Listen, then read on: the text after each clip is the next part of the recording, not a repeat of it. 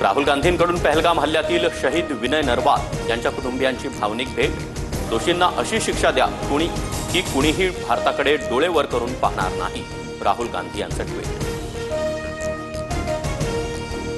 Mock drill संदर्भात गृह मंत्रालयाची राज्याच्या सचिवांसोबत 3 तास बैठक।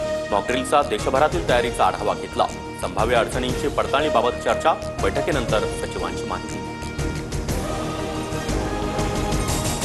भारत पाकिस्तानवर 10 किंवा 11 मे रोजी हल्ला करू शकतो।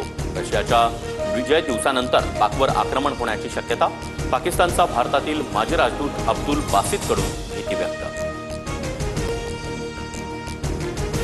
शहबाज शरीफ कुठे आहे?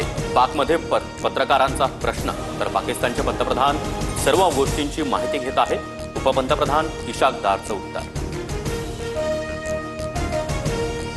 भारताविरोधात विधान करून पाककडून देशांतर्गत पाठिंबा मिळवण्याचा प्रयत्न।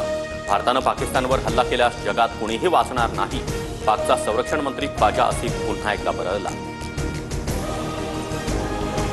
पाकिस्तानचा संरक्षण मंत्री ख्वाजा आसिफ वेडा झालाय।